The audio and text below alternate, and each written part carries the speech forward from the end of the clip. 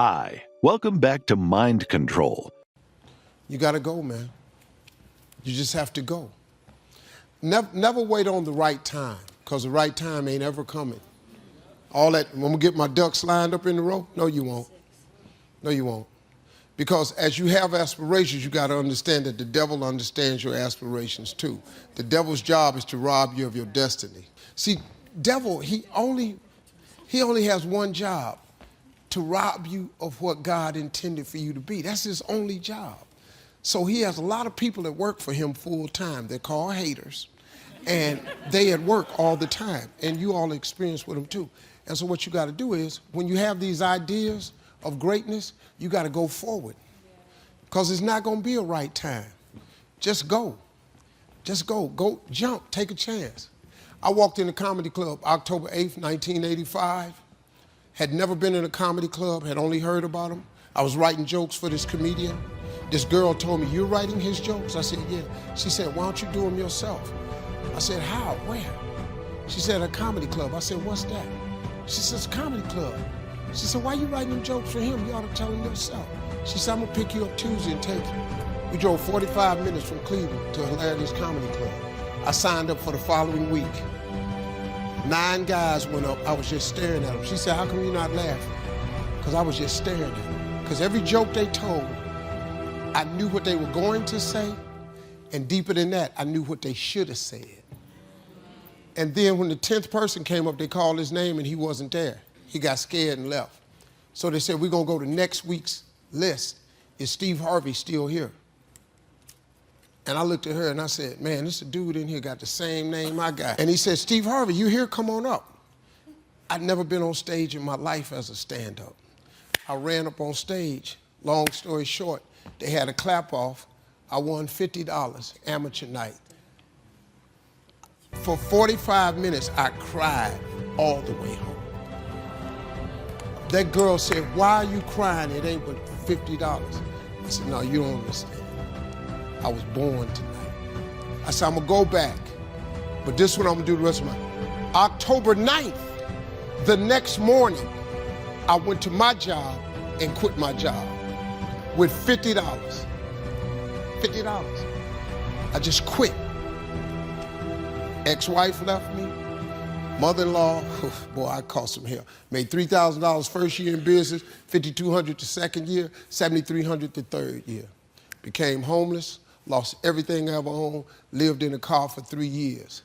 I kept telling them jokes. My father was the only one who believed in me. My mother, my brothers, sisters, all my friends, man, get out of that, man. You ain't making no money. You can't tell no jokes. I just kept on. I just kept on. It didn't line up, but you can't wait till it line up. You gotta jump. If you ever planning on soaring, you're gonna have to jump. Now, I don't suggest you jumping like I did. That ain't for the faint of heart. But if you don't do it now, when you gonna do it? There was a day that I became wealthy. I'll tell you the day, I know that day I was rich. I was broke, I was pissed, I was angry at everybody else but who? Myself.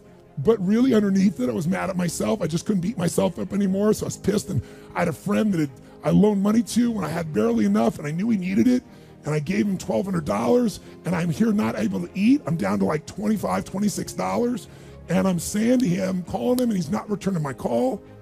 And I just need some money, and he's ignoring me. I didn't ignore him then, so I'm pissed. I'm frustrated. In the midst of all this, I'm also pragmatic. I got 25 and change, call it $26.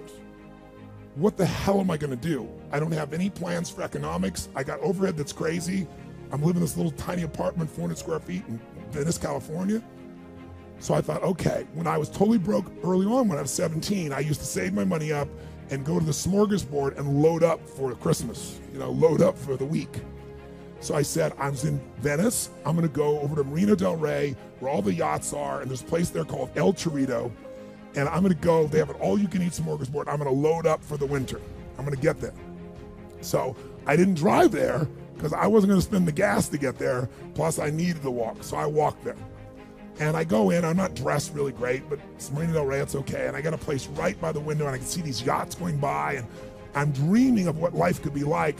And I'm starting to let go of my anger, and I'm starting to focus on what I want instead of what I don't want. How many followers say I?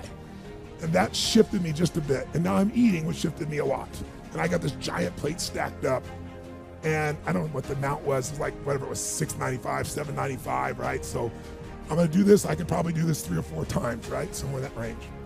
As I'm finishing my meal, this little boy comes in, dressed in a little suit. I honestly don't know how old he'd be, probably in the 3rd grade, so maybe 8 years old, 9 years old, something like that. And he was so adorable, and he opened the door for his mother, and his mother was an attractive lady, and he came over and he pulled out the seat for her, and she sat down.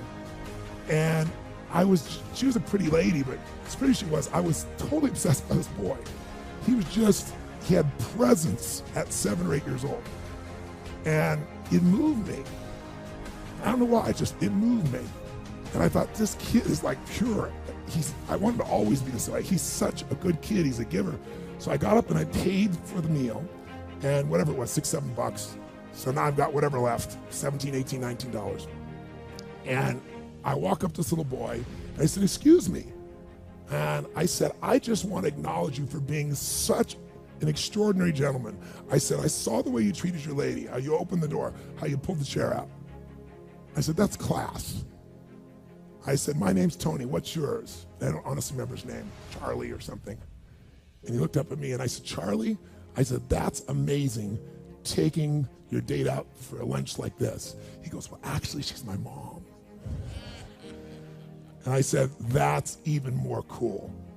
And he said, oh, but I'm not taking her lunch because I think he said he was 8. I said, oh, yes, you are. I had no plan for this. I just reached in my pocket. I took all the money I had left, $17, $18, $19, and I put it on the table. I said, you're taking her to lunch. He looked up at me and he goes, I can't take that. I said, sure you can. He said, why? Because I'm bigger than you are. And he smiled real big, and I didn't even look at his mom. I just turned and walked away. And I didn't walk out of that door. I flew home. I should have been freaking out. How the fuck am I gonna eat? But I didn't. I flew because something inside of me had finally got past scarcity. I finally realized there's something inside of us more than our limits, especially around this thing called money that I had let terrorize me. And I got home, and the mailman came that day, and I had no idea I was gonna have my next meal. And a letter comes, and it's from the guy I loaned the money to. Handwritten notes saying, I've been avoiding you. It's wrong. I'm so sorry. You were there when I needed you. Here's what I owe you plus a little bit more. And the $1,200 was there plus another $100 for the time that I had to take care of it. And for me, $1,300, that was enough to run my show for a month or 2. And I cried. And then I decided, what does this mean? And I thought, this means that whenever you give, it's always gonna come back, so you don't have to ever think about that bit again. Just give. And the rewards will be greater than you can ever imagine. I don't know if that's coincidence, but I decided to believe that day was the blessing when I became rich. And I can tell you honestly, I've had tough days in my life, economically, emotionally, like all of us. But I've never gone back to that scarcity. I never will. The secret to living is giving. Do it when you don't have it, and I promise you, scarcity will leave your life. Setting goals. When I started making my first list, Mr. Shope said, Mr. Rohn, said, I've got a suggestion for you. He said, I think one of the first goals you ought to set, you're a 25-year-old American male, sure you've made some mistakes, but now you're on the road to better things. He said, why don't you, among all the goals you're going to set, he said, why don't you set a goal to become a millionaire? A millionaire. Why don't you set a goal to become a millionaire? He said, it's got a nice ring to it. And he said, here's why. Now I thought, the man doesn't need to teach me why. I'm thinking, wouldn't it be great to have $1 million? He said, no, that's not it. Here's why. For what it will make of you to achieve it. And I got one of the greatest classes in one sentence I've ever received in my life. Set a goal that'll make you stretch that far. for what it will make of you to achieve it. What a brand new reason for setting goals. What an all-encompassing challenge to have a better vision of the future. What for? To see what it will make of you to achieve it. And here's why. The greatest value in life is not what you get. The greatest value in life is what you become. Major question to ask on the job is not, what am I getting here? Major question to ask is, what am I becoming here? It's not what you get that makes you valuable, it's what you become that makes you valuable. Then he said, when you finally have become a millionaire, now, he said, what's important is not the money. I thought, wow, I've got some more to learn. He said, no, Mr. Ron, I'm telling you honestly, you could just give the money away. Now, I did better than that, right? I told you. I lost it all. I'm rich by the time I'm 31. I'm a millionaire. I'm broke by the time I'm 33. Foolish mistakes I made. But what an experience that was. And I'm telling you, the man was right. When I finally was broke at age 33, guess what I discovered? My money did not mean that much. It represented only a fraction of all my assets. Shoaff said, once you become a millionaire, Mr. Rohn, you can give all the money away. Because he says, what's important is not the money. What's important is the person. Now, let me give you the key phrase on setting goals. Set the kind of goals that will make something of you to achieve them. Set the kind of goals that will make something of you to achieve them. Always keep that in mind. What will this make of me? If I set this goal and go for it, not only will I achieve it, but what will it make of me in the process? What a whole new concept on setting goals. Don't set your goals too low. Don't join an easy crowd. You won't grow. Go where the expectations are high. Go where the pressures are to perform, to grow, to change, to develop, to read, to study, to develop skills. The guy says, well, I don't need much. Well, then you don't need to become much. Many of us are pretty comfortable in our life. We've got a reasonably good income. The mortgage is paid. There's food in the fridge. We've got a nice warm bed to sleep in. And everything seems to be floating along just fine. And you know, a person in that position could very easily think, why would I want to do anything to change this? Well, we have found that if your life is not going in one direction, it absolutely, by law, must be moving in another direction. Many of us have established a comfort zone in our lives. We're just coasting along, taking the line of least resistance, just getting by. We've all worked hard to get to where we are, and it may seem a very good place to be. The problem with this is that once we stop reaching, stretching, seeking, and risking, we actually stop growing. The comfort zone frame of mind is settling for what we are today. That may be fine today, but without continued growth, and I believe this is the key line coming up, we are now all we are ever going to be. If you're in a comfort zone, beware. The danger of a comfort zone is that it doesn't hurt, and it might even feel good. Many take that to mean it's a good place to be, but it's not. A comfort zone may be what is holding you back from real growth, real accomplishment, and your potentially exciting and rewarding future. Now, I've mentioned if we're not going in one direction, we must by law be going in another direction. You're either creating or you're disintegrating. Whenever we hear a person say, I like it just the way it is, we know that person is advertising their ignorance of a very basic law of life, because absolutely nothing stays the way it is. We, I think, have been raised to believe that education is going to school for a certain number of years and be able to correctly answer a series of questions. But you know, many people will go to school all their life and be able to correctly answer the questions, but then when it comes to getting out into the marketplace and really making it happen, they just don't know how to compete. Many are withdrawn. They don't even feel comfortable meeting or greeting a stranger. Now, I think you know, and I know, that if we're going to improve, we have to have a very open mind. I once heard that an open mind was being prepared to throw away some of our most cherished beliefs when a better idea comes along. Now, you'll find that the vast majority of people seems to back into the future, dragging all of their old experience with them. When they're confronted with a new idea, they ask, does it fit? If it doesn't, then they say it's wrong. Now, what we want to do is ask ourselves, would this new idea improve the quality of my life, or would it get me going in the other direction?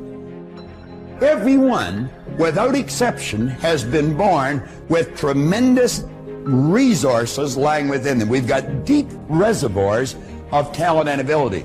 And through following right rules and natural laws, we're going to find that we can draw that potential to the surface, and we can bring it to bear, and it will cause the manifestation of prosperity in our material world. Decide what you want, write it on a card, carry the card in your pocket, and read it as often as possible every day. Now, keep in mind, I was earning $4,000, I owed $6,000. I was sitting in a fire hall at the time. And I wrote on the card that I was going to have in my possession by New Year's Day of 1970, $25,000. Now, I wrote that on the card in 1960. You know, the idea of having $25,000, it was sort of a fantasy. I don't think there was $25,000 in the whole fire hall at the time. Now, I wrote that in the card in 1960. Keep in mind, I gave myself a decade to pull this deal off. I really didn't believe it was going to happen. But I found out a couple of things. I found if you write a lie on a card and you read it often enough, you're going to start to believe it. William James, back around the turn of the century, he said, believe, and your belief will actually create the fact. Well, I did what he suggested. I read this card every day. I'd carry it around and I'd just keep reading. Now, something very funny happened to me. 1 year later, I was earning $175,000 a year. Now, that was not supposed to happen. See, everything I'd been taught since I was a little boy indicated that if you don't go to school, you can't win. If you don't have business experience, you can't win. I had not gone to school. My second month in high school, they asked me to leave. I'll never forget how happy I was when they made that decision. But here I was, I was 16, I had very little knowledge, I had absolutely no skills, and at the very best, my attitude was poor. What chance did I have? I really didn't have any. But I didn't know that. And I found that it doesn't matter what's happened in the past. You may not have a colorful background, and maybe you have. You may not have a lot of formal education, and maybe you have. But it really doesn't matter. If you've got a goal and you're willing to stick to it and study the laws, you're going to find out that you can win. That it's necessary for us to begin to look at the future and know that it's possible that we can have our dream. Yes, it is. Other people have done it, then we can do it. We fail a lot of times. Well, a lot of other folks fail, and eventually they came back and they succeeded. So it's possible we can have what we want. And then we align ourselves with people that think like we do. It's necessary. We get negative, do-nothing people out of our lives. It's necessary. We never stop learning and growing and developing ourselves. It's necessary that we never give up, that we're going to keep on keeping on, that we're going to find a way to win or find a way to make it happen. And we know it's hard. It's not going to be a picnic. It's hard. It's hard. And we will do it hard. And once we do it hard and we go through it, we realize it was worth it. And once you discover it was worth it, it is done. Thank you so much for watching till the end. Don't forget to share your thoughts in the comments section. Please also like, subscribe, and share this video with your friends and families. Please watch our other motivational videos. Thank you again.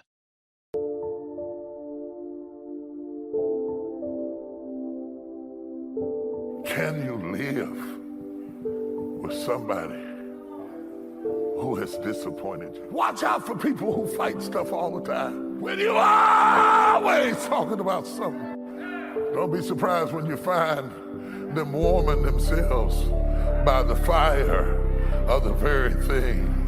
It's eating at us. It is not what we are eating that's making us gain weight. It's what's eating at us. It's eating at our rest. It's eating at our joy. It's eating at our marriages. because the suicide rates are going up while we are quiet and silent and politically correct and dancing all over the world. Our kids are blowing their brains out, and I will not keep silent. I'm tired of short caskets. I'm tired of 15-year-olds being killed in drive-by shootings.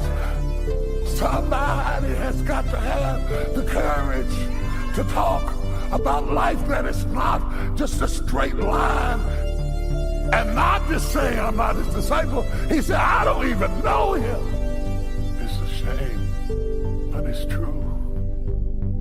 A lot of people say a lot of stuff until it gets real, for better or for worse, in sickness and in health, to richer and for poor, till you pee on yourself when it gets worse. Shame. I was reading a non-canonical book called The Gospel of Judas, and in it purports the ideology that Judas really wasn't trying to betray Jesus. He was trying to put Jesus in a situation where he would have to overthrow Rome. And he thought that if he got Jesus in an open confrontation with Rome, that Jesus would show his power. And the trick blew up in his face. And he didn't know they were going to kill him. If he knew they were going to kill him, then why did he hang himself? And some of us have made decisions that cost other people their lives and their futures. And it's hard to live when you got the masterful plot and the plot goes wrong. We can't tell when our friends turn jealous, when our wives fall out of love, when our husbands stop caring. I'm talking about a guy who couldn't get rid of his shame, so he got rid of his life. I'm talking to somebody out there who has a hard time living with a dark secret. Judas didn't have to hang himself, and you don't have to blow your brains out. Jesus died for your kind of shame, for what you did to yourself, to your family, for what you did to your future. You do not have to go and hang yourself. God still wants you. He still cares about you. Isn't it funny when your name gets bigger than you? When you got a great name and a great person and a great professional and a great the other, and you got a great name, but you got a messy past. Somebody right now is in a situation of fluctuation, and you are not living up to your highest ideals. You smell like swine, but he still wants you. A lot of us don't know what's in us, what we're capable of, because we buy into the myth and we believe our own headlines. You're a rock about this, but you are scared to death about that. Hang on. I have Miss Columbia on my talk show. Miss Columbia gave me the highest rating I've ever had in the history of my 4-year-old talk show. T-Mobile called and paid me millions of dollars to do a Super Bowl commercial. A cha-ching. They paid me so much money, I go out there next year and say the wrong name again. You gotta wait and see what God got for you. I told my wife, I said, I always wanted a Super Bowl commercial. Said had one, they never gave me one. He gave me all of that, increased my global persona. We now have villas in 12 countries. Free villas that we can go to, 8-bedroom villas. I can come for a month, me and my family absolutely free. See what God do? You gotta work through the adversity. When adversity hits y'all and it's coming, remember there's a lesson and a blessing. You got me? All right, next thing I need for y'all to know, this is the third lesson. Quit asking God to make your life easy, because he ain't gonna do that. See, people, y'all go to church, man. Y'all got all these scriptures y'all memorized, don't apply none of them to your life. God ain't finna make your life easy. Lord Jesus, Lord, I don't want this on me. Sorry. Lord, take away all my worries. That's you worried. Lord, I don't wanna do this. Lord, I'm so tired. But y'all doing? Quit asking God for that. You got to have some faith. See, listen to me. Faith don't make it easy. Faith makes it possible. You got to have faith, man. If you gonna graduate and whatever it is you're trying to accomplish, you gotta put some faith on it. You can get through with all this here. You're gonna get your degree, and man, I can't tell you how big this is. But it's gonna be a piece of sheepskin that's gonna hang on your wall. You got to go do something. You gotta get some faith in your life. Lord Jesus, I want my life to be easy. It ain't finna be easy. You're gonna lose some loved ones along the way. You're gonna not get the job you want. Somebody on your job one day gonna come in there and hand you a slip of paper and tell you they don't even want you here no more. One of your companies is gonna up and relocate, and you ain't gonna have the money or the resources to go with the company. You're gonna go outside the club one day, your car gonna be gone. You're gonna drive up one day, your house gonna be on fire. Now your house fully ablaze. What is you asking God to take the fire off your house for? Your house is already on fire. Lord Jesus, had them drive my car back up here. Thieves don't return cars. Faith don't make it easy, man. That's everybody's dilemma, I think, these days. A woman married to a baseball player, as to say, he's going to be gone most of the time. Would that be the ideal marriage? And the answer is certainly not. But should a man follow his talent and his unusual skills? He probably says yes. She says, well, at times I wish he was a banker and not a home run hitter. You know, it's a dilemma for all of us. How to balance it all, make sure we don't sacrifice some values for others. It's difficult for two people to grow at the same rate. One becomes ambitious and one's a little more, let's say, at home. How do you balance that out and make it work? It's never ending in terms of its challenge. A wife who has a career and children and husband and social responsibilities and friends and church and whatever, it's a big challenge. My current heroes are single mothers and school teachers. How teachers have the patience to work with kids and try to get the message across and do a good job. They have my highest admiration. And then a single mother with children. Wow, that's probably one of the toughest jobs in the world. How to balance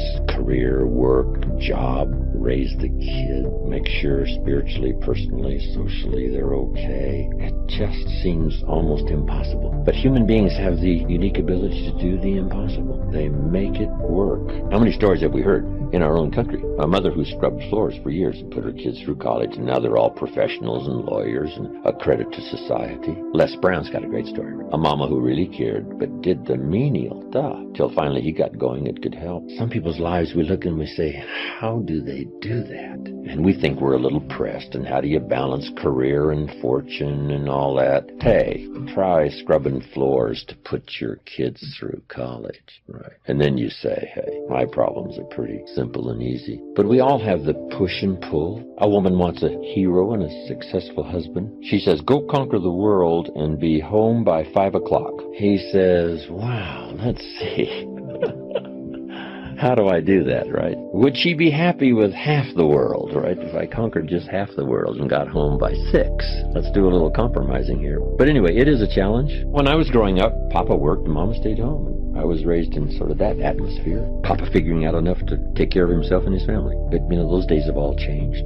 Now the dignity of career, right? I believe, women have equal rights to follow their own star, but then to do what you're ambitious to do and qualified to do and learn the skills to do and still make a relationship work and family and church and society. And it is a challenge. But I think we're up to it. At least we've got plenty of help here on information and books. People that have been through it and said, hey, here's a couple of danger signals. It's okay as long as, but when this, and you say, okay, I appreciate that advice. And sure enough, you're going along and then you say, wow, I remember I was told these couple of danger signals here. Looks like I'm pretty close to that. I better back away.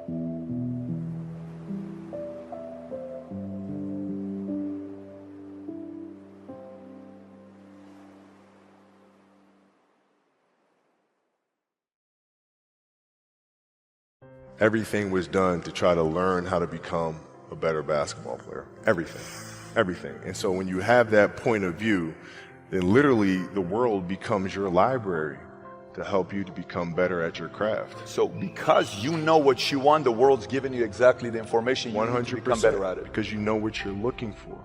So many guys tell stories about your work ethic. Yeah. What was really your work ethic like, and for how long did you stay disciplined?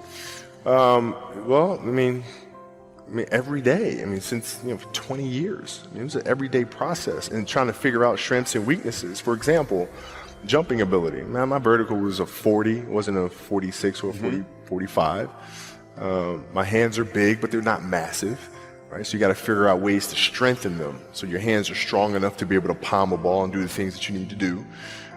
Quickness, I was quick, but not insanely quick. I was fast, but not ridiculously fast, right? So I had to rely on skill a lot more. I had to rely on angles a lot more. I had to study the game a lot more. And but I enjoyed it though. So like from the time I can remember when I started watching the game, I studied the game, and it just never changed. It's a good separation for me, you know, emotionally, to be able to put myself in a place where at practice or when I'm training or during games, I switch my mind to something else. I switch my mode into something else, right? For me, it's the equivalent of Maximus Decimus Meridius in Gladiator picking up the dirt. Smelling the dirt, it's go time, right? So that was my mental switch. It was like an actor getting ready for a film. You got to put yourself in that cage. When you're in that cage, you are that character. And then when you leave there, it's something completely different. But when I'm in that cage, bro, don't touch me. Don't talk to me. Just leave me alone. How did you get mentally and emotionally so strong where it doesn't bother you?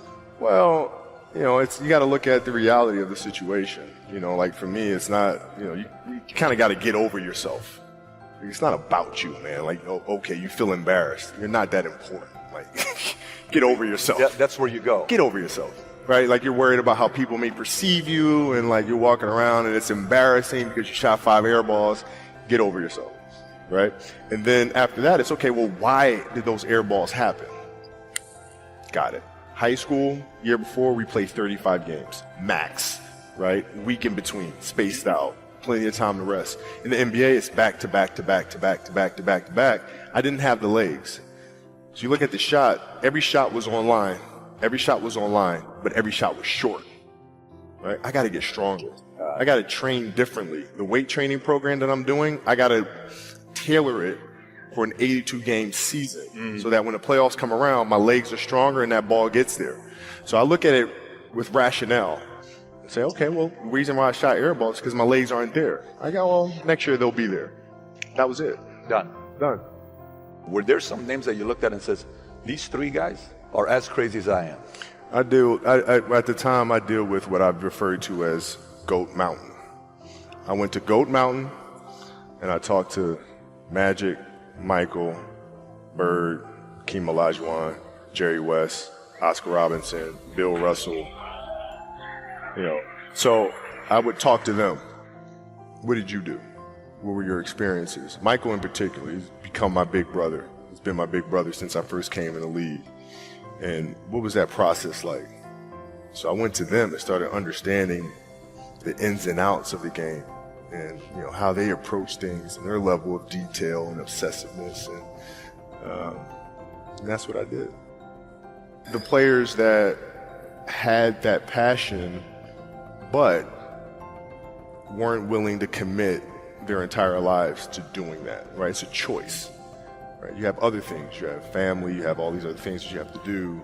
The game can't really be your #1 priority. And so I was looking at that like, man, this is going to be fun.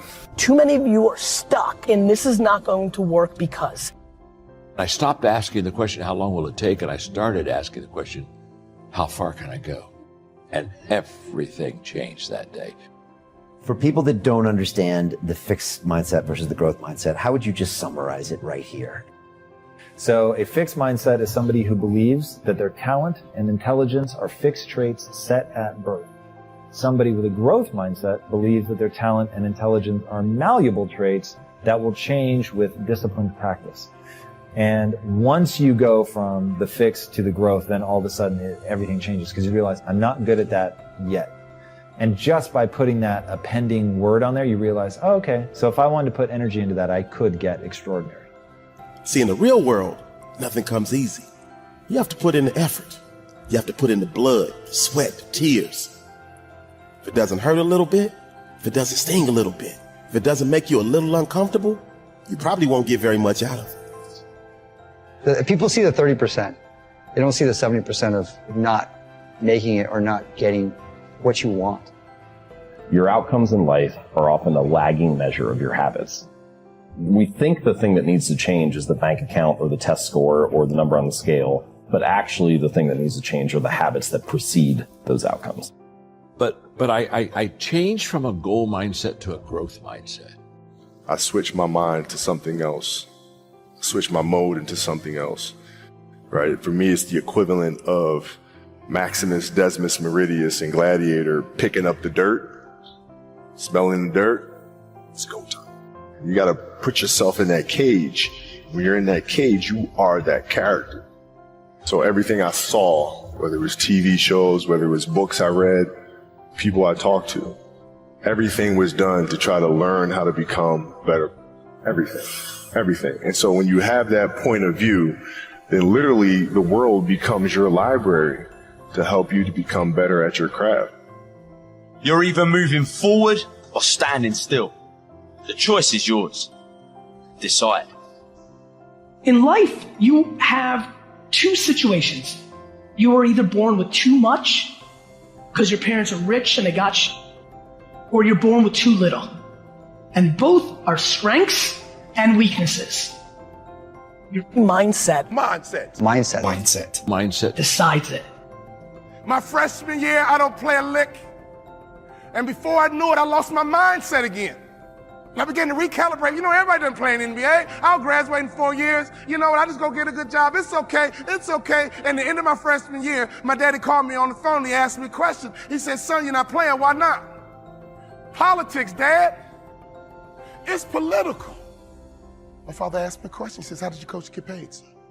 I said, Dad, he gets paid to win. He says, okay, son, if your coach gets paid to win, won't he play the players to give him the best chance to win? He said, son, you got recruited. You took all your visits. You chose Minnesota. You took the time and you chose Minnesota. You told me that you're going to turn that program around. You told me you're going to graduate in 4 years. You told me you're going to make more money in business than you did in sports. One of the core values of our training and development called family was accountability. That was a core value of that training and development organization called the Bond Family, accountability. He said, so go back and do what you said you're going to do. My father reminded me of what I said I was going to do. I went back to my coach's office. I said, Coach, what do I need to do to play in the NBA? He looked confused. This is what I told him. I'm going to become somebody different. What do I need to do to play in the NBA? I'm taking this thing to the next level. We're about to rise up. So for you to be passionate, your logic and your emotions need to be intertwined. See, some of you guys have the intellect and some of you guys have the passion, but you have to have both to be successful in this business.